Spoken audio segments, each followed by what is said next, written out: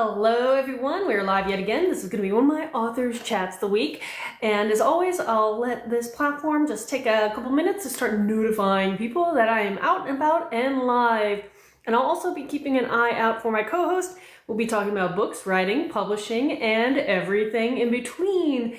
And kind of my goal this week, similar to what's been going on, is because of status quo, where I've been going through and listening to various audiobook files for my, hopefully this rapid release of my latter 6 novellas of The Guardian Speaker, which is my Viking Dark Fantasy series. And I'm also writing my progression style dark fantasy, so Witcher meets D&D, and working my way through those chapters. And that's been a lot of fun. But let me go see if my co-host is up and available. There we go. And I'm going to send the invite, and we'll get things rocking and rolling in just hopefully a few minutes. And beyond that, let me know what you've been reading or have enjoyed this past February. I've been working my way through. I'm almost done with the 7th book of Wheel of Time. So I know I'm that weird one that never reads in order. I jump around between series. So I'll be jumping to something new before I come back and read number 8. But let's see if he sees that invite before too long, and we'll get things going. Let's see. But yeah, let me know what's been going on your end. Have you read anything fantastic, or are you a writer working on any new projects? Always love to hear people's wins. Let's see, I don't know if he sees my invite. Let's see. I'll set a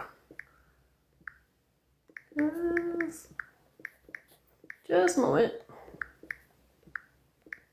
And sometimes people don't see that, so we'll get things going. But anywho, beyond that, but yeah, the progression style dark fantasy has been a lot of fun. It's the first time I'm working with a large cast of POV characters all in the same book. So I have 9 POVs. Some of them are the heroes, some of them are the villains, some of them are just interesting perspectives for the point of the book. But yeah, today I actually was wrapping up a chapter where I have a dwarven monk and an orcish ranger dealing with a monster battle, which I always have fun with those. Those can be a lot. But yeah, let's see. I don't know. Having a little trouble trying to see if I can connect with my co-host. Let's see if I can do it again. There we go. We got it. Hello, hello? Hello. I can hear you. I can't see you. There is a way for you to invert your camera on your end. There you go. Hi. Hello. How are you? Doing good, doing well. How are you doing? I'm fine. It's, as always, I feel like every year gets busier and busier. And I know people say that all the time. It's a little cliche, but I'm living that cliche right now. So I don't know about you and your end. I mean, life in general, I'm a father, a husband. I got 4 kids, so, life's always plus I got ADHD, so I'm always on the move, So most of my compatriots there, my friends always ask me how I do it all. And I'm like, well, I think it's more or less the neurospiciness of myself can't sit still for more than 10 seconds. So hey, that's fair, and that could also help. I've actually talked to a lot of authors who are neurospicy in some way, shape, or form, and so there is something, I think, with the creativity of people and approaching it as a neurodivergent, neurospicy author. So actually, since you're here, and I don't think this is the first time you've been on one of my live chats, it's pretty conversational, as I mentioned, behind the scenes, and I'll let you kind of kick things off by introducing yourself, what you write, and then we'll go from there. Well, my name is Brandon Fragale. I write pretty much fantasy, dark fantasy. My book I have right now, my debut novel, is called Echoes of Despair. I actually have it right here. Yay! I actually have a new cover design coming out. I wasn't a big fan of this one, but when I had to get it down there to the artist that put it out there, I felt, it got the job done, and I had to get it out there as well. But I wanted something that kind of went more of the tones. It's kind of like a psychological thriller with horror elements, goes into like a portal fantasy, dark fantasy kind of thing. So I never Interesting. had people mention that to me, but somebody told me it reminded them of like The Talisman by Stephen King meets Silent Hill. Wow. So yeah, I'm a big Stephen King fan. So he's who got me into writing. I met him a few times. I got some signed copies as well.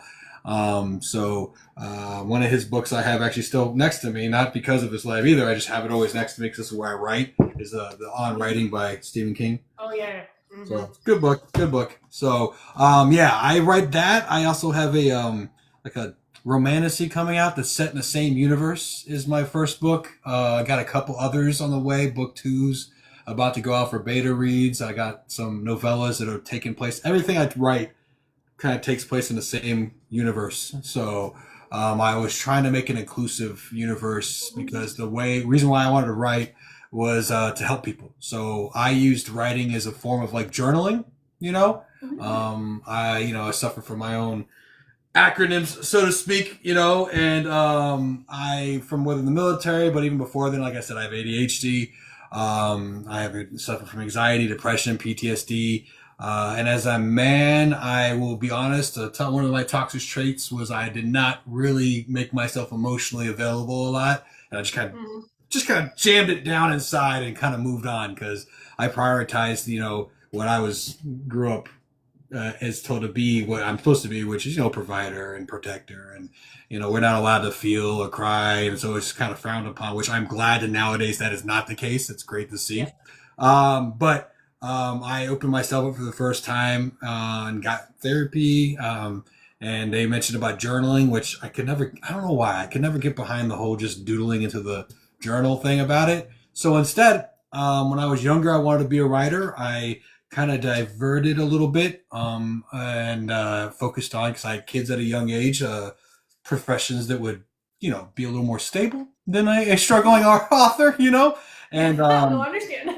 yeah, yeah. And then I came back to my daughter. I was trying to get her to keep chasing her dreams, and she had found like a bunch of my old short stories and poetry and these sonnets I used to write and comic books I used to write about and some stories and stuff, and told me I gave up writing. So it was an 11-year-old. Well, now not 11 now. She's 19 now, but she was 11 when she's the reason that kind of kicked my butt in the gear, and I used the writing. So there's a lot of mental health aspects to the book. Xander himself is a very flawed individual, just like myself.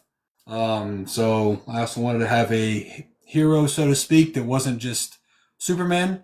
He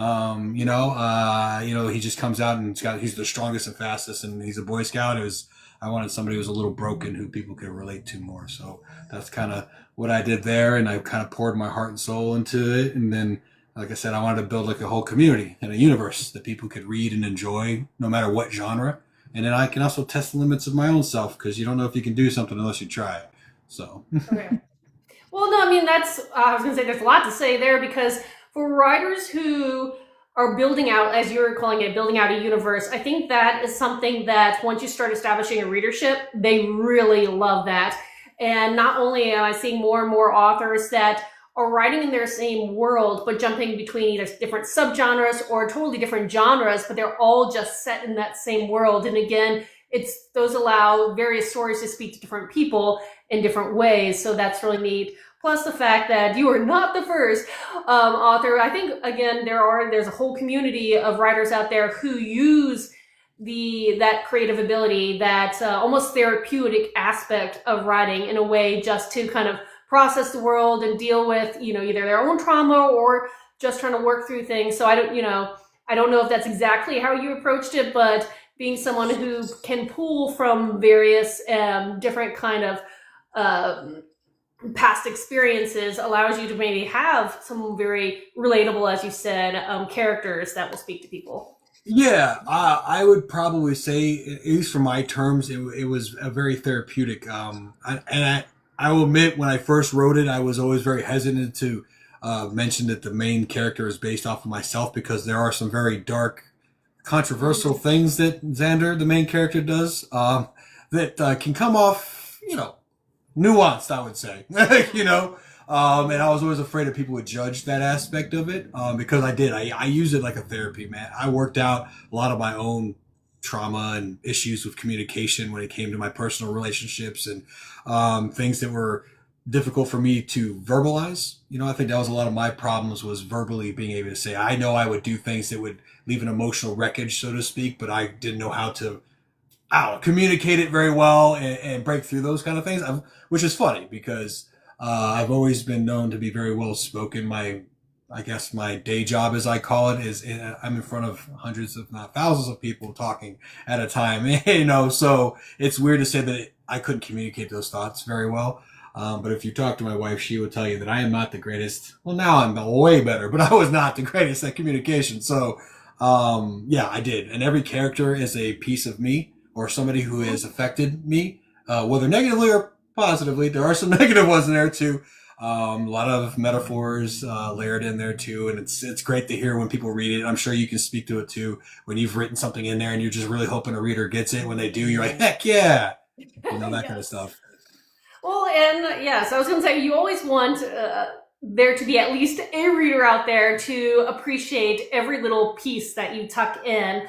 And when you use writing as a way to kind of open up to the world in ways that maybe you can't do in a face-to-face space or with people it's always, you're going to have that little bit of that fear of how people are going to react. But just talking to so many authors, I know there were one of my friends, Diaz Diamante, he recently put out a book about a year ago about his healing, kind of relating and expressing some parts of his healing journey, being a vet coming back to the world, but he's, sets it in a whole fantasy world in order to kind of just work through things. And I think, choosing different ways to express the real parts of you that some people may shy away of, or you're not sure how people will appreciate, they're going to speak to other people because there's going to be someone out there who's dealt with something similar and is looking for a character to relate to in that way. So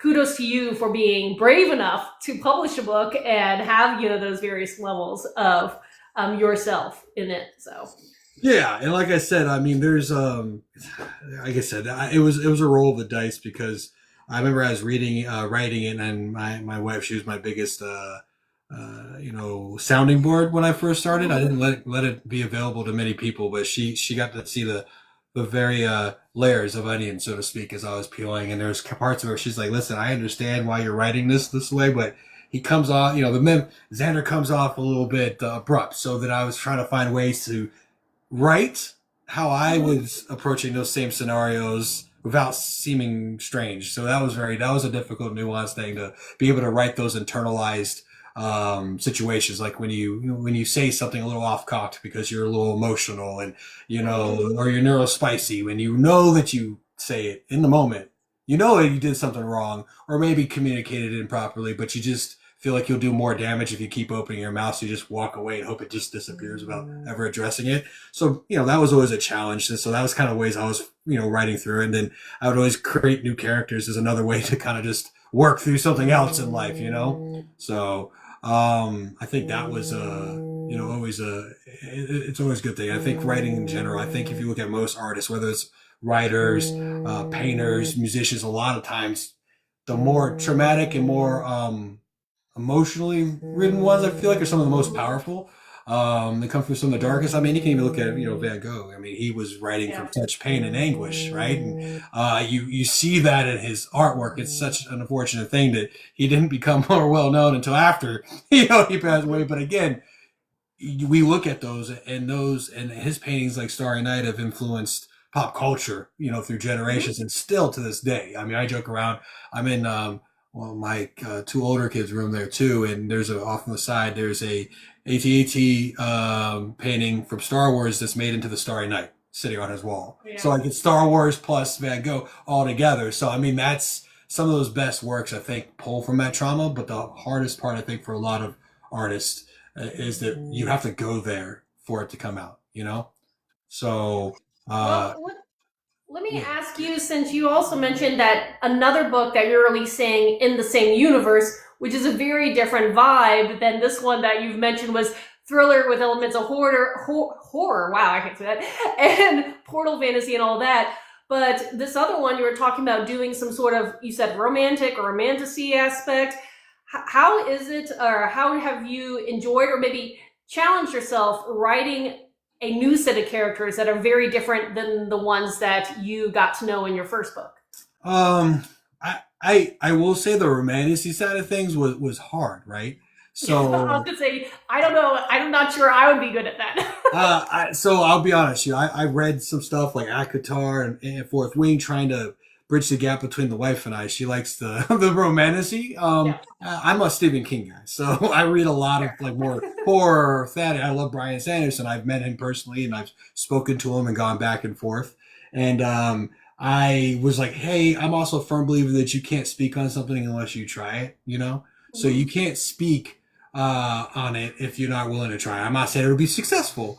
I've gotten some pretty good feedback, but I the way I was able to kind of try to connect it is I try to keep it in the same universe, right? Yeah. So the first novel I wrote that well, the Romantasy, it's called Ashes of Wydrum, is that it's literally the world that they're at is actually a world that's in the first book as well. So like but Mhm. it's like primordial instead of it being where it's more present tense inside the book. So you'll see like little hints to it, which help me connect mentally to it, but keep it in that aspect where you're still going to have a little darkness in there. There's some dark in there. There's some of that more tension building to my romantasy side of it.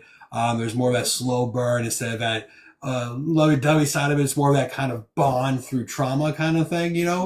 where Yeah. you have an aspect of two outsiders, so to speak, that are forgotten by time, who are bonding over that common goal to a world that has forgotten them, kind of thing. Hmm. So it kind of have that in there, but having nods to it. Where if you've read the first book, if you read Echoes of Despair, you'll be like, oh, because I've had people who've read the first book, they're beta readers for that. And it's a novella, so it's not 100. My first book was 167,000 words.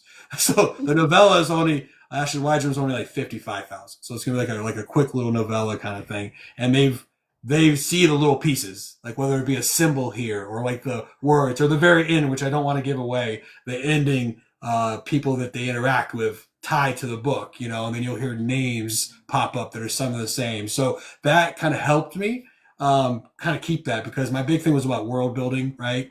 Hmm. And I think you have to find, when you're building a world or a universe, you got to have like the anchor, right? You have to have that anchor point to it. And I think that's what you tether to, and everything kind of has to tie back to it, even the most subtle ways. And I think that's the way that it helped me, was instead of forcing, where I see some people force, where there's got to be everything jammed down the throat when you're building that universe, where you got to know it. I think having subtleties to it, like little hints. And I think, speaking of, like I said, Stephen King, I don't know how much you know about Stephen King, but they always joke around about the King universe, where when you're reading Yes. all of Yeah. these as standalones almost, you're thinking, oh, there's no way. But then when you start thinking about it, there's like Derry here, there's Maine here. Hmm. They're all technically in the same universe. So he kind of does that same thing with like the Dark Tower series, where it's just like they're just little hints. They're here, Yeah. they're Yeah. ties to it too. So Yeah. yes, Various that's uber yeah, evils that flow through it and yeah, everything. And this actually is perfect because one of my favorite viewers popped in his favorite question, which is,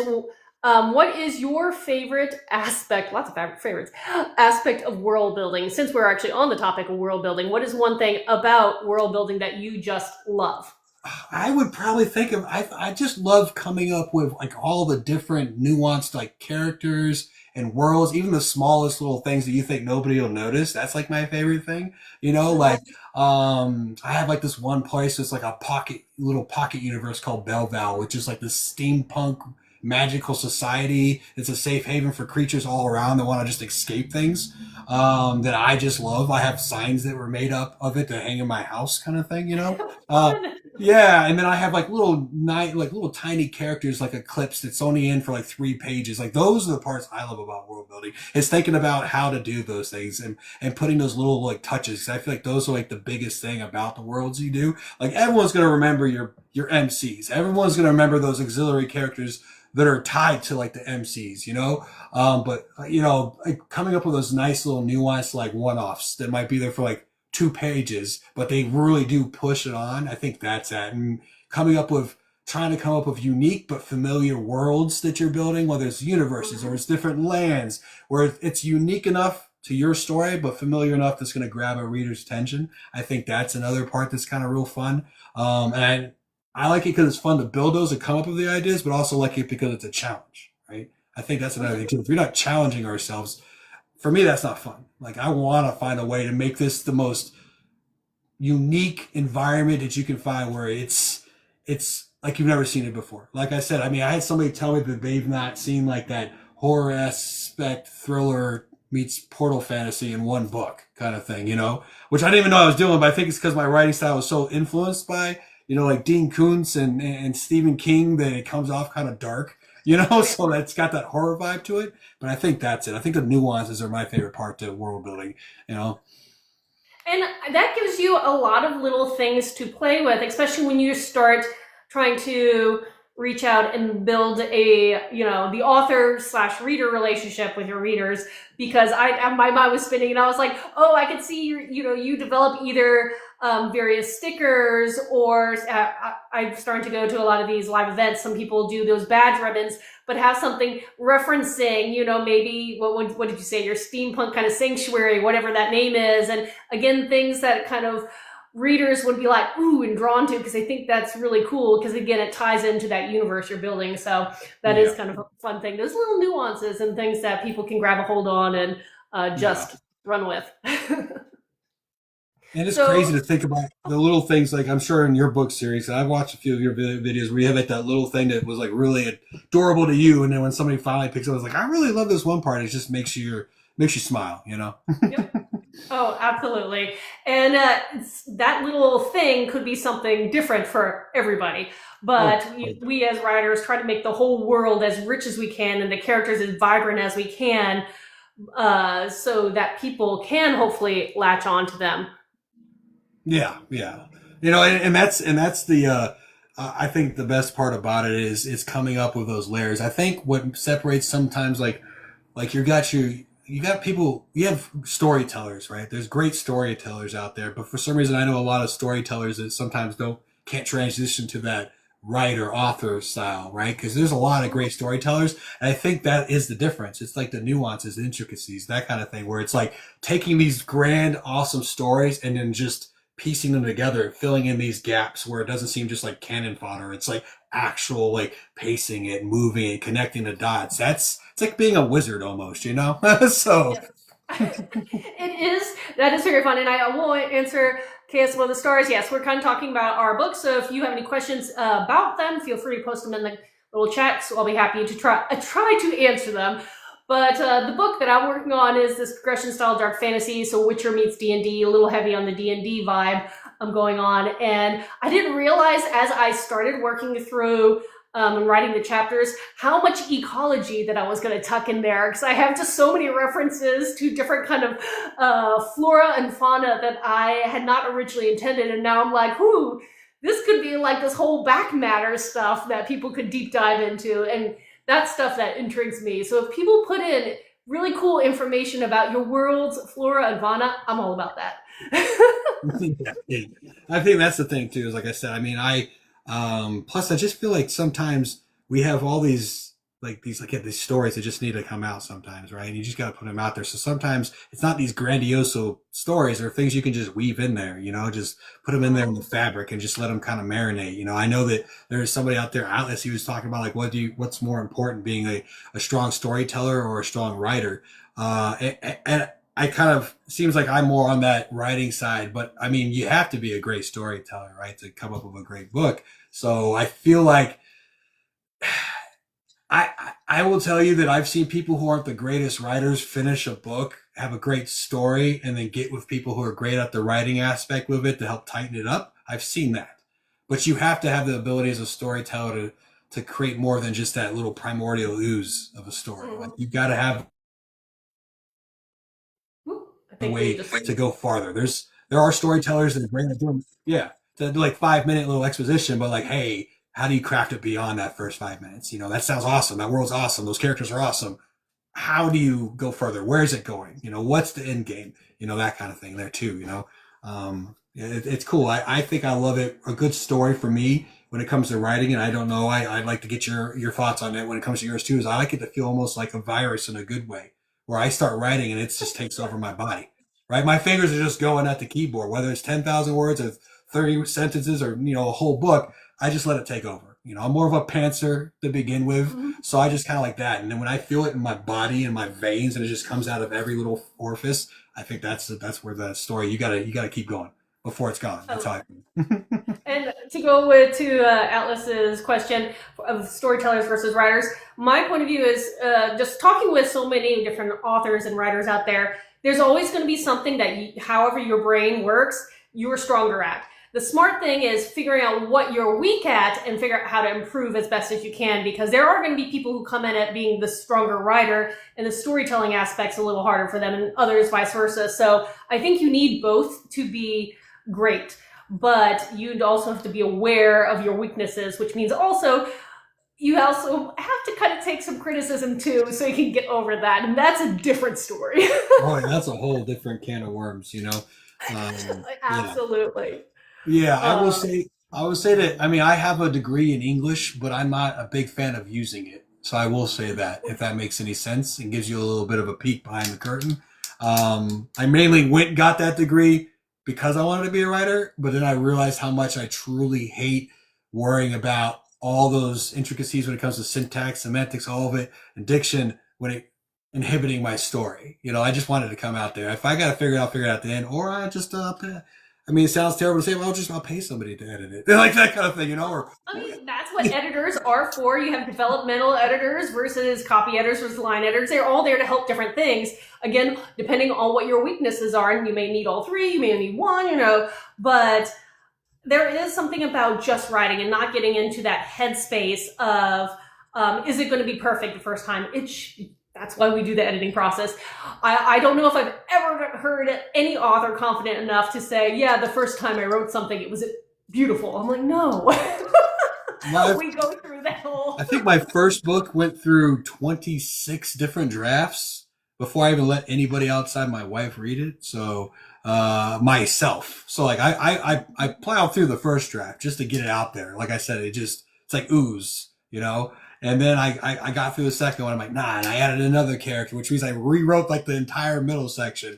I remember the first draft was only 73,000 words. And so, if that says anything, it ended up having another 90,000 words because I said about the story connecting it, when I realized it had pieces missing. There was great action sequences and these things that are happening, but like, how did we get to these places? Who got us to these places? Who educated these people on it? That's the parts of the layers that you got to put on there, and I think that's the hardest part. I mean, if I had to break it down, it's just like, in Canva, right? As authors now, we have this day and age where like, it costs a lot of money to get a book out there, so people are trying to learn how to make book covers on their own, like I've done. And like, you got to layer in Canva. That's how you do it. You take all their little art layers too, so you got to have layers. You can't just throw a picture that you found online and call it like a book cover. Or if you're making a flyer, or like for I don't know if you do any, I'm sure you do events, but like when I go to these conventions, I have that tall banner, right? I had to sit there and put layers and this and take the editing and text frame here and oh no, I like this. This is real dark. It's great. Let me put the opacity down, that kind of stuff. So that's the same. I feel like an analogy when it comes to putting those pieces together when you're doing all your drafts. You're like, shoot, I need that layer right there. I need that. It's like making a salad. You gotta throw little pieces in Oh there. yeah. And sometimes certain projects you'll need a lot more layers than others. So it is just one of those things, and you figure out again your weaknesses as you go through your writing journey and learn to be a better writer. And you also improve, hopefully along the way. So you won't make all the same mistakes. I'm the person who's made every mistake possible once, so. I hope to learn from them. That's the trick. I did see Atlas asking about your mask on the table. Oh, yeah. This is he's red. It's a Red Hood mask I made. So, whoop, the eyes turn on. So, Woo! I 3D modeled it and then I painted it after I printed it and sanded it. I mean, I'm a big nerd. Like I got, Batman statues around here and, you look behind me, there's a bunch of Star Wars.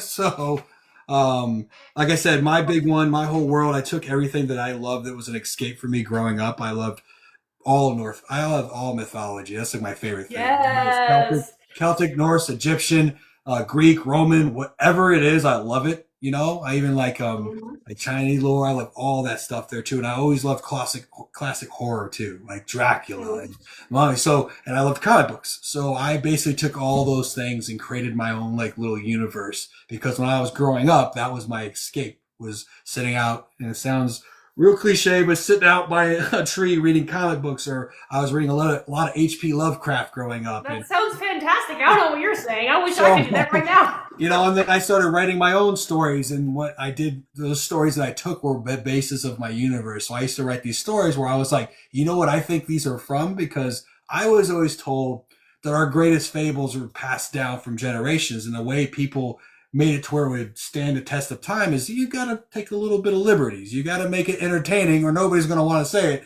to their kids and to their grandkids and over and over. So for me, I thought, hey, I'm not trying to say that we're not the most inventive here or creative, but I'm like, you know what? I feel like these are way too sensational to not have some basis in reality, in my Mhm. opinion. So how I spaced it was that all these crazy things that we've seen, whether it's the Zeuses or Raws or whatever, or even like the Supermans and the Martian Manhunters or Dracula and Wolfman, they're all just different evolutions of humans from other Earths that have traveled here that people interacted with and thought it was crazy. And it might not be as crazy as we see in our movies or the books, but it was something that they encountered that we couldn't explain.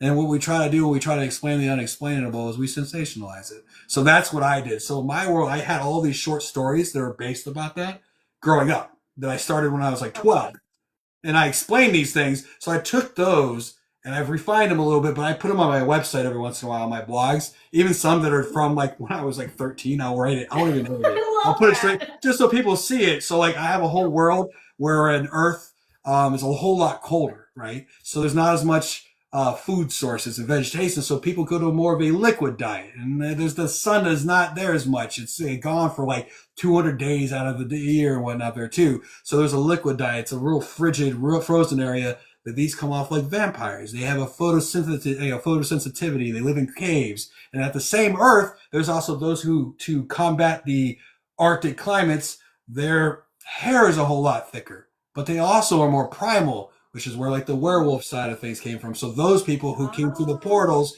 came to our Earth or whatever. I don't call it Prime Earth, but they came here. Somebody interacted with them, and it wasn't like they fly and they can control your mind like Dracula. It was just more like they're just other humans that Yeah. evolved in a whole different setting. That's what happened, or Thor's a place where it was hit by a massive meteor, so the electromagnetic poles are off to where they can kind of control the static electricity in the air. So that's kind of where you get from Thor and Odin's son and all this other stuff there too. So that's how I wrote all these little short stories, and in my That book, is that's so how neat. they're explained. So I love that.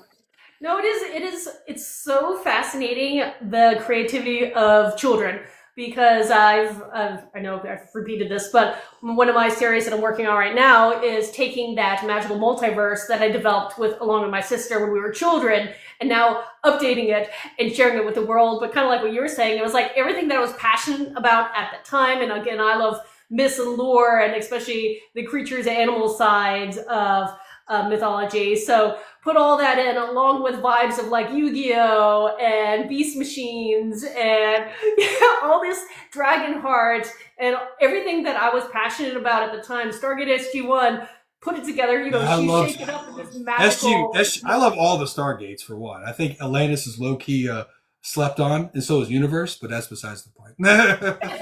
Fair. But yeah, it's just fun to see like what inspires people from your childhood to where you are today. And so with your series and your world that you're developing going forward, where do you want it to go next? Because I know you were saying you're having the second book and you have this romantasy, so you have already little side tangents. But where do you want this to go I in general? will say that when I started the whole thing, it started with the ending scene. I wrote on a cocktail napkin on my steps, where my daughter and wife were trying to get me to start writing again, and I joked around about this scene that I saw in a dream, and they said they got chills when I said it, so I grabbed a pen and just the nearest thing was a napkin and wrote it. And it's in my office on the wall now too. And originally I was like, you know what, this would be a good trilogy. That's what I was like. In my head, I had trilogy, right?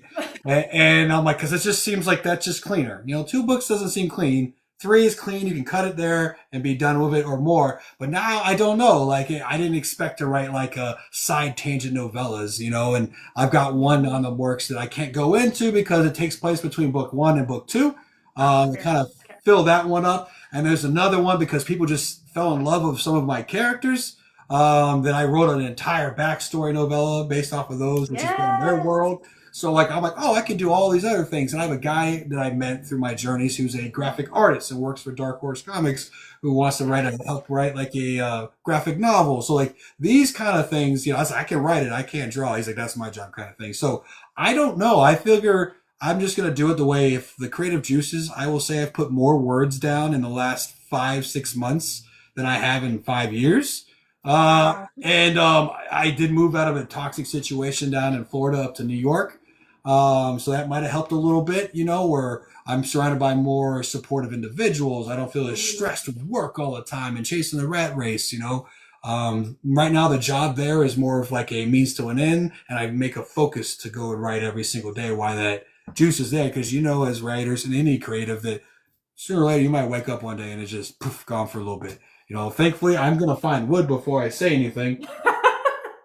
I haven't experienced the writer's block in a long time, so. Well, here's the thing. I don't know if this makes you feel better or not, but like, I've never experienced what I would consider writer's block either. What I have done, though, is if I've gotten stuck on one project, I'll jump to another project and use it as what I call a palate cleanser, and it gets me back up and excited, and, I'll knock out a new book or a project, and then maybe I'll go back to the prior series or whatever I was working on, and it kind of helps pick things up. But I hope writers out there don't get too, much in their headspace that they have to do things in a certain order. You don't have to do a certain order. You just need to get things done eventually. And, hopefully before like 10 years, you go back to whatever project you are. But the point being is, if you get stuck at any particular time, it's okay to take a breath and not hyper panic. If you then need to like write something else or walk away for a moment for a breath, that's okay. Yeah, and I think maybe that's what it is. And I think another thing too is that, we talked about like the neurospiciness and all of it. And I don't know if you're, but I'm very open about that now. And I think being more open in the past year has helped me more. And I think that I looked at it, instead of being like this bad thing, is like almost like a superpower. Cause I was just like, instead of, I got to do this, because that's how I combated it to make sure I focused in school, is I hyper focused, right? So I was like, I got to do great. I did great school, great in school, I had great grades, great in college, all that stuff there too. But it was not easy. Playing sports wasn't easy to focus, So instead, I kind of just let it loose as a writer instead. So my brain at work, I hyper focus. I take, my stuff I got to take. And at home, I just cut it loose and just let it run wild instead of keep it caged like a genie in a bottle. So I do that. So instead of me hyper focusing on one story like I was doing, which was the first book, I instead let me write down every idea I have, even though I don't think I'm the greatest or will be at the romantasy, I might not keep doing it. I had like 7 different things that popped out of my head in versions, from like comes of fantasy to I have a dark romance to another one where 2 worlds once a year come close enough where they intersect universes wise, where they can spend a moment with each other and have to sacrifice each other's love to keep their worlds from collapsing within themselves. Like I have another one like that. So it's just, it's like, all right. And like, okay, I tie all these together. Are they going to be standalone? Like that kind of stuff. And, people giving me they said that my books like The Talisman meets Silent Hill made me start thinking, hold up, like, maybe I should go into like more of that, lean into more of that horror aspect, but keep the fantasy side of it, because I do love that descriptive narrative that like the people like Dean Koontz and Stephen King, we all know, whether you've read him or not, know that that's what he's known for. Is he gives so much description, but still able to let your mind run wild, which I think is why his books do so well. Oh yeah, and also please use that pitch, The Talisman meets Silent Hill, when you're talking about books, because sometimes things like that will draw a whole group of readers in there. So, that kind of comparison is like, this plus this, and a little bit of that is my book. And then that's exactly. Yeah, I didn't know it, because I'm just a super, like, I love fantasy and sci-fi, and I do love horror, but like, I was never like a big horror nut. My favorite horror villain is Freddy Krueger. but it's because of like the fantasy aspect of it. Like I'm like the whole dream weaver kind of thing. I think that like that Mhm. just boggles my mind that you can't stop him as long as you think of his name. Like he's done. Once you know it, he's there. And like that, I went down like a rabbit hole when I was in high school, going into the lore behind it, like those Oh the yeah. demons that are there in the movie. They just gloss over. If you, I don't know if you've ever seen them, but they gloss Oh, over. gotta see them all. But yeah, they gloss over them. I read about them, and I'm like, oh, this is really interesting. That kind of thing there too. So like, I mean, that aspect of it, you know. And I did write a lot of Stephen King, but it wasn't because it was horror. It was just like how descriptive his world. Like I could taste the situation. Like I read it way too young. I was like 10, but I was afraid of freaking storm drains for a year. I would walk like I would walk down from my bus and I would go "Eep," and I would go the other side of the street away from them because it wasn't about like gonna die like in a classic sense. It just was like the dread that he would build up to that first scene and the description and like smells and tastes and sensations and like the writing itself is what got me going. And I'm like, man, I want to be this guy. I always that was he was like my like idol growing up. I just wanted to be him. Like the way he could write. And I've read and as I got older, reading like Kuntz and more H.P. Lovecraft, those kind. Mhm. It's just like I want to be these people, man. Crafting these worlds and just being able to put what's in my brain down and just get it out there and have some fun and see who else wants to get a little weird with me. You know what I'm saying? And watch these fantasies and just see if they see the same thing I do. And it's crazy as you build that community. And I think that, especially as indie authors, or indie authors there too, but indie authors as much as others, is building that community. I think that's the best part about it. Is just realizing you're not the only person out there like that, and then just reading and sharing. Like I have one here from an acquaintance of mine I met when I came back on TikTok, and I'm not a big smut reader, but they just were really supportive. So I bought the book and I read it to give them honest feedback and whatnot there too. But I also just wanted to support them. So I bought it. It's called The Deception of the Black Rose by KG Ryder. She's just a cool person, So I Well, think that's another thing.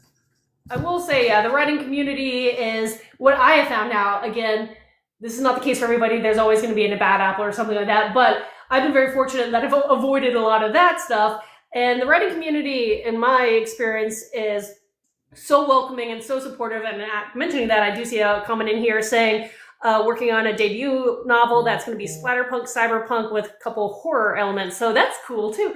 So congratulations to your writing journey. But yeah, the writers out here and the readers out here and the just people in the book community in general just are so supportive and want to find ways to, help and read and talk about your stuff and give you advice if you need advice or willing to like take advice if they're searching for stuff. And that is pretty cool out here. So let me ask you, what is one thing you wish you knew when you started this whole writing processes that now that you're like, man, if I only knew this back then?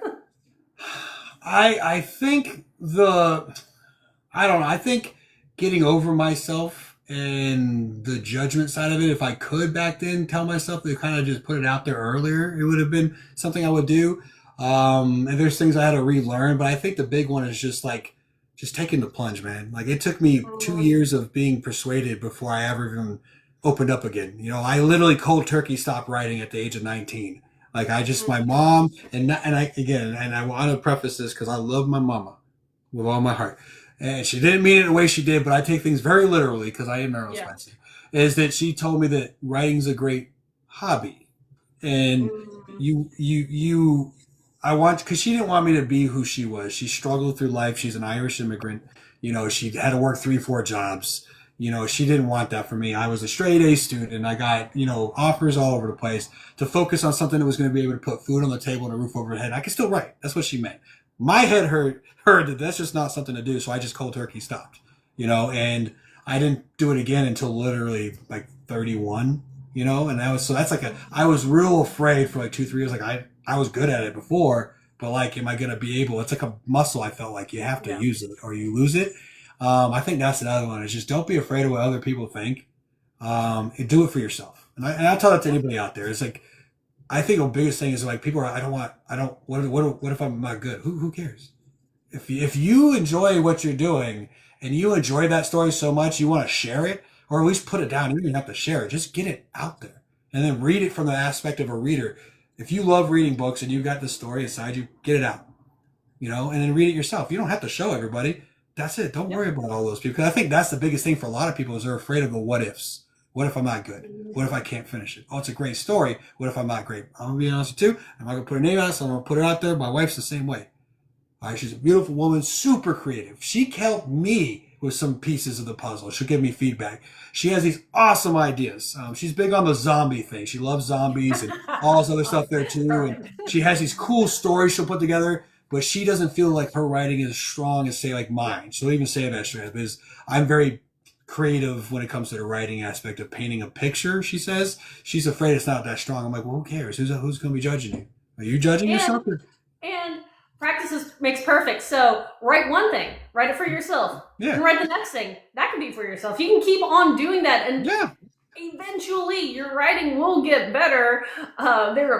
It's hard for me to fathom that it wouldn't, because you're doing it, you're learning the process, you're learning how, as I like to say, that author's voice, that writer's voice that you're trying to develop.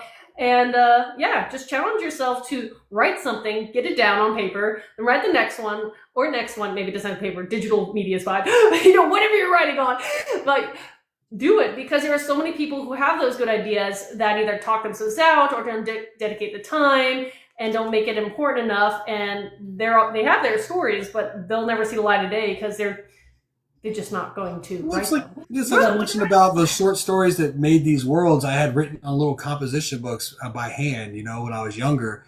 Like, if I was so worried, which, to be honest with you, I got picked on a lot growing up, man. Like, being any kind of nerd growing up sucked. So when I would write poetry and stuff, I had people would take it and rip it up or push me around. I literally got picked on a lot. My comic books were ripped on. And again, not to go too deep into it, but part of that is where the trauma comes from, because I started doing a lot of masking because I was real good at baseball and football, and then everyone liked me because I was great at sports, right? So I just jammed that side of me deep down and did it in like the comfort of my own little room. That's where the nerd head was, in the dungeon, so to speak. And I just ended up playing this different part. And every time somebody would find out something, I'd be like, oh man, I'm just doing it. I joke around where I used to sell poems to people during Valentine's Day. I would write for people's girlfriends.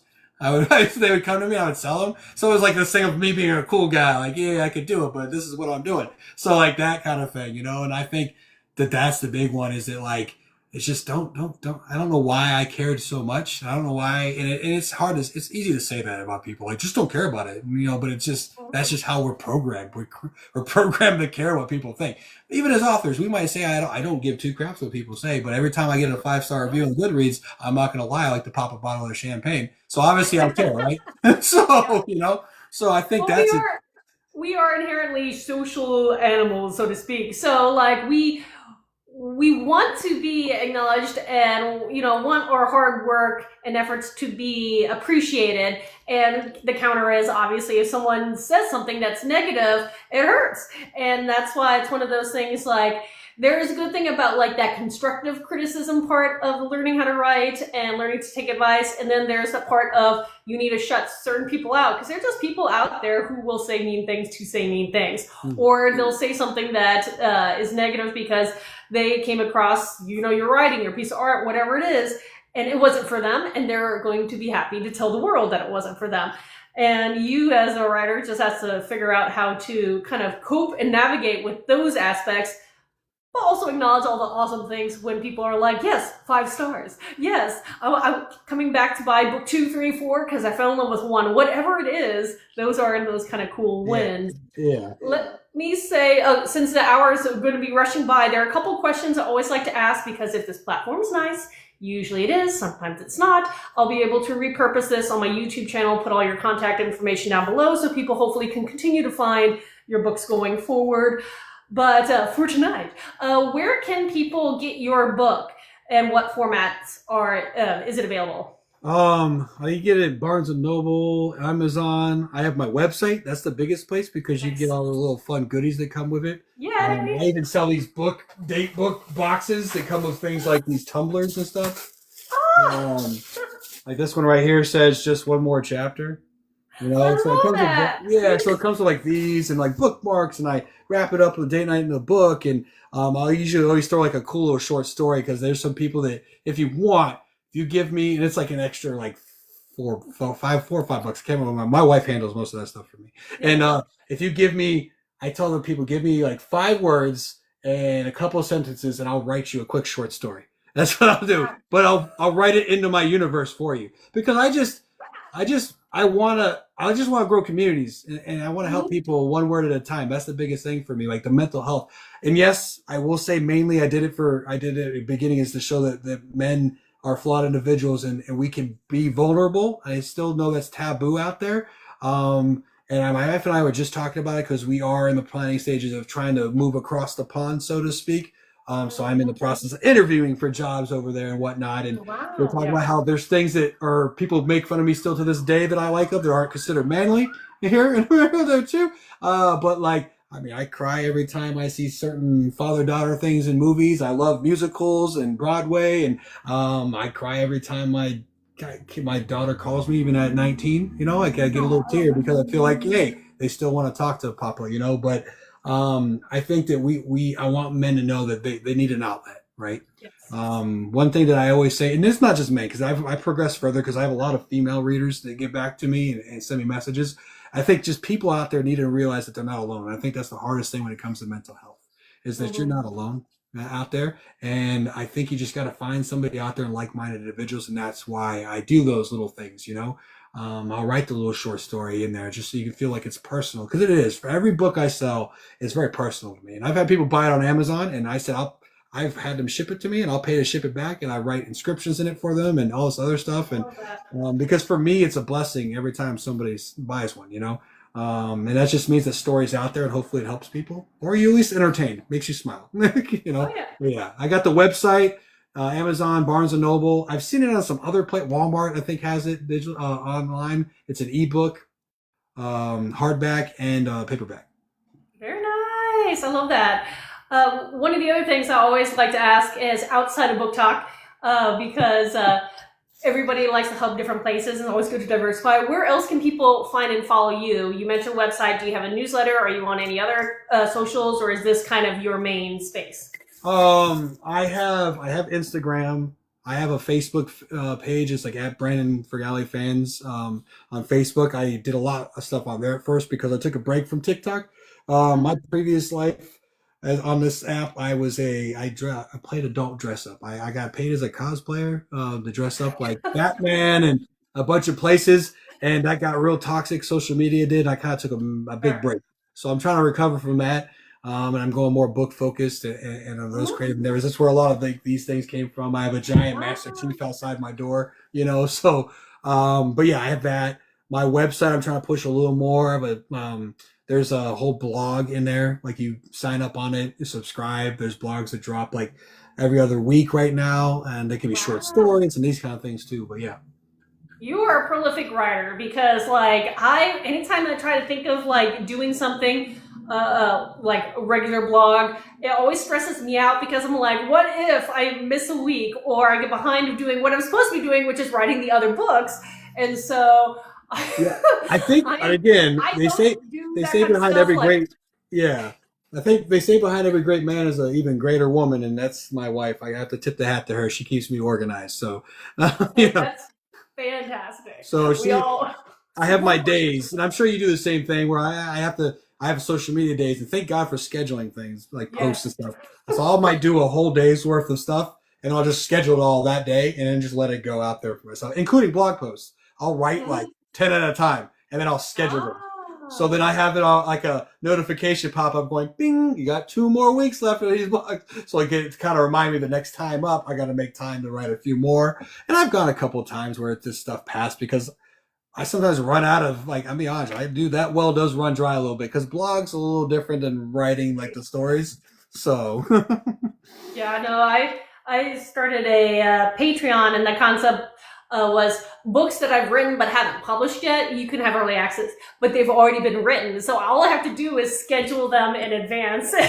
So people who want, the weekly chapter drop, they can log in and enjoy the weekly chapter drop. But it's not something that I'm pressured to write that week because Yeah, I'm yeah. thinking far enough ahead. But it's just fortunate enough that I have a couple books that are just sitting around and waiting for their turn to get into that publication cycle. Woo, editing. Let me also ask for you, is there any topic that you wanted to cover tonight or any questions that you had that you haven't had a chance to ask because it's that great time to do that? I mean, I always like to find out from other authors like what their biggest influence was. Like, like what made you sit there and go, I wanna do this. Like, I want to go in and just do the crazy, chaotic thing of creating worlds from scratch. For me, I've always been a storyteller, or as I sometimes fondly call it, a story weaver, because I'm not good with like the campfire stories of standing up and just, coming up with something right there. But I have always tried to write stories down. And ever since I was a kid, kind of played around with that concept. And again, going back to the fact that my sister and I developed this magical multiverse, and it was so vibrant, at least for us as children, of all these characters, backstories, worlds, plot lines, that I started saying at a very young age I was going to be a writer so I could share them with the world one day. Of course, I really didn't get, wasn't really in a headspace or probably any point in time in my life to sit down and start writing until my later teens. And then at that time, I was so nervous about writing the story that I was passionate about that what I wanted to do was write a book and kind of figure things out. It was going to help me, figure out my writing voice and the whole publishing process. And so I was supposed to be doing this debut standalone. Of course, it turned it into a 4-book series. So my Incarn Saga ended up coming before the Jed Chronicles. But it's just one of those things that everybody's story of why they wanted to do it is different. And for me, I've always told stories. I can't imagine not telling stories. It's kind of like the painting side. I'm also a pet portrait painter and animal painter. I can't imagine not playing around and sketching and drawing and painting either. So that would always be part of me, even if I wasn't getting paid for it. Yeah, yeah. Like I said, I always like to find out like what that aha moment was and whatnot. Like I said, mine. I mean, when I was reading, that was my biggest one, and I was like, I just want to do that. And I think when I found out I had a knack for it, that I, like you said, just weaving stories, telling. I've always been pretty good at the campfire side of things too. I was a Boy Scout. I used to love coming up with camp stories on the fly and improving. Oh, impressive, impressive. I like hearing those. Like I always another one I like to ask is like I feel like every author has like their holy trinity of books that are like influential to them and whatnot. And I like that those. I know it's hard to narrow them down, but I feel like when you get pressed for it, there's like that 3, and it can't be your own. It's usually those 3 that you're like, and they don't. Sometimes they're not even the best book. It's just something that sticks out to you when you're like younger or when you did this, and you're like, you know what, this is the kind of influence you down the line. Oh, well, I want to say I was really into a series called Pendragon, and it was, again, an early Portal fantasy concept, and I was just so enamored with that because it kind of helped me figure out the way I was going to approach this world jumping that I was trying to build. So the Pendragon series was something I loved. I grew up with Harry Potter. That was very influential at my age and stage, and that writing, especially once I started realizing that Rowling was pulling a lot of her lore from actual, European and British folklore and fairy tale and stuff like that. So that kind of really impacted me because I love pulling directly from this. And then I would have to say, I grew up predominantly reading by choice ancient text. I love anything to do with the source material of a lot of myths. So I was that weird child that would read the Odyssey unabridged for fun multiple times, or the Aeneid, or the Ramayana, or these Icelandic sagas. So I would throw the Odyssey out there because that, is just one of those great examples of one of those old school texts that I enjoy. Yeah, I think mine always was like the most random. I mean, obviously, the Dark Tower series by Stephen King was a big one. Ah, yeah, yeah. And I think I've actually used it as one of your examples when you ask for like books that and then Einstein's Dreams. I don't know if you've ever heard of that book. It's a great little novella. It's called Einstein's Dreams by Alan Wickman, I think his name is. It was great, little kind of like a fantasy-esque, but Albert Einstein is the main character. Whatnot there too. And he comes up with his own little worlds and Right. based on theory of relativity, all this stuff. And I'm a big nerd. And then I would probably have to say, like I said, the On Writing book, man. That was Yeah. when I read about this guy who is so awesome and where he started from. And I'm like, okay, well, that makes me feel like it's like Batman to me, where he's a human being, and you find out that he just pop out going, I'm Batman. He had to start somewhere. So for Steve, I tell anybody who wants to be a writer, who is a writer, grab this book and read it. It's not, they think Stephen King. That's probably why he put this pretty little flowers on it. So you don't think it's going to be scary. Because it's not. I remember in high school during literature class, we had to read certain excerpts from that book because, again, it was so impactful. So yes, I definitely agree. That's a great one to read if people are interested in the craft of writing. Yeah, like I said, I tell people if you're writing or thinking about it or you are one, you got to read Stephen King on writing. It gives you a nice little insight, and basically you're going to want to keep going if you don't feel like you want to go, because he tells you about mopping floors in like a insane asylum because he hadn't made it yet, while he's writing these tiny little short stories in the back of like science fiction novels, because he honestly loves fantasy more than he loves horror. He just is really good at horror. And he's got some really cool fantasy books out there some people don't even know about.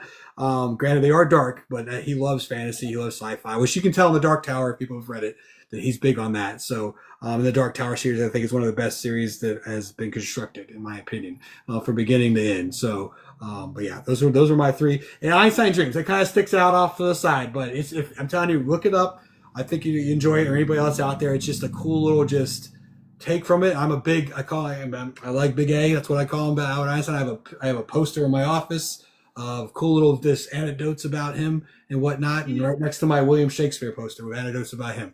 So It's like I feel like someone needs to do a tour through writer spaces. That would be interesting to see how everybody works and what their spaces look like, and try to understand what makes the writer the writer. And I think depending on where you write and how you decor your space does reflect a lot on who you are. And of course, my space isn't put together yet, since it's relatively new that I moved into this particular room. So I need to put things back up on the walls. But that is such a fun thing, like, depending on posters, or do you have plans, or do you have your favorite, as you have, masks and figurines behind you and stuff like that, and why those are so meaningful to you. So it is kind of interesting, because I've seen some authors do, here's my tour through my writing space and why the stuff is there, and it is fascinating.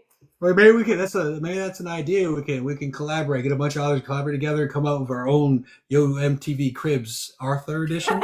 Where we pass it off and we're just like, hey, come in, this is my we open up a door and it's just like showing off little relics and things, and here's my space, that kind of stuff, and editing it and posting it for everybody to see. Yep, yeah, I think because one of my most quirky things, I don't know if you can see it behind me, right there, it's hard to see what that is. That is a trebuchet, so the old school kind of catapult style, French catapult.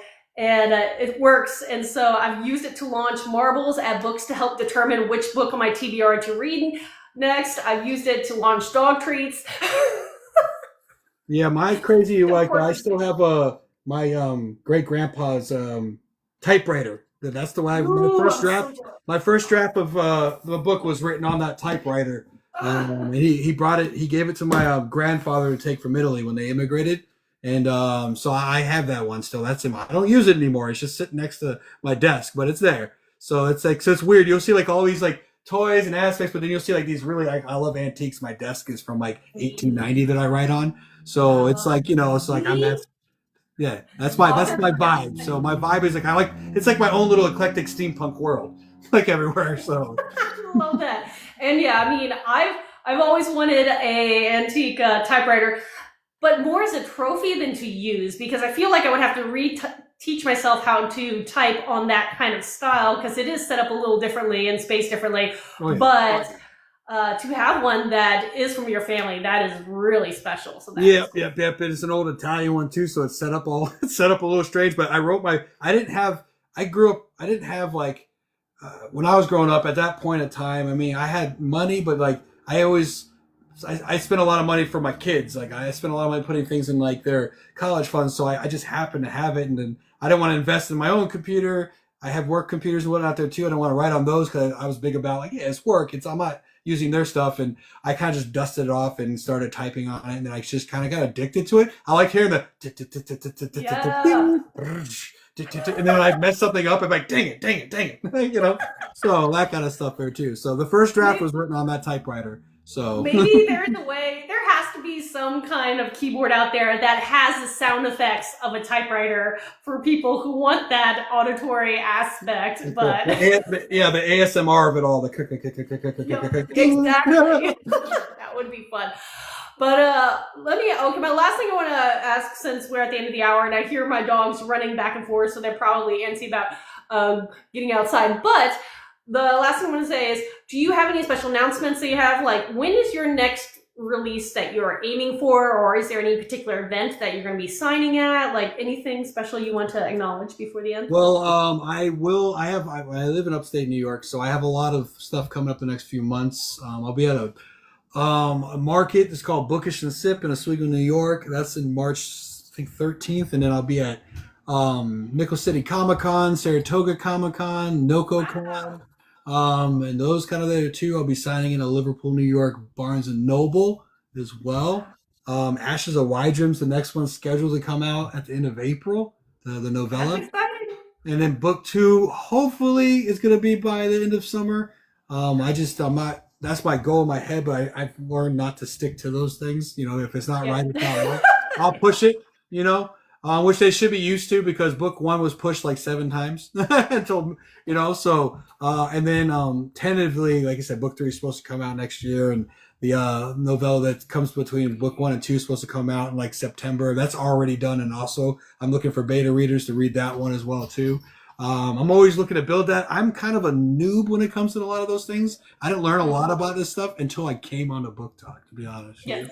About ARC readers and beta readers. I don't know anything about doing any of that. So I'm starting to just now kind of build up that little tribe, so to speak. I just had my wife and friends pretty much that would do stuff for me every once in a while. So, but they can be a little biased, Yeah, just a little bit. But no, it's always good to start building. And at least my point of view is when it comes to beta readers, having a smaller or mid-sized group of trusted beta readers is better than having a very large group, because you get too many voices at some point. But then when it comes to ARC readers, as long as they're more likely to leave reviews, because you can never beat them, that more the merrier for ARC readers, because I would rather share my book and let's see what you think. I do have one quick question before we go when it comes to that. When you look for beta readers, are you looking for more readers or writers to read your book? For beta readers, because one of the reasons for being a beta reader is to help find the errors and point things out. I want someone that's a little more writer forward. So you don't have to be an actual writer, but they need to be someone that's well read enough so that, and knowing that to be a beta reader, you're asking them for certain things. Please help me catch grammar. Please help me look for plot holes. Please, if there's a flat, you can assign them, say, these are the things that I want you to try to keep an eye out for, and kind of give them their to-do or checklist. But they're there to quote unquote work in some way, shape, or form, even though it's voluntary service, but they're there to help you progress your editing, versus ARC readers who are there just to enjoy the piece. So that's why I kind of go with someone who is a little more writer forward, if that makes sense. Makes sense.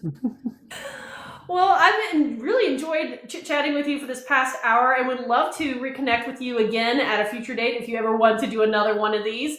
But it has been lovely meeting you, and really excited about this universe that you're developing for all your books.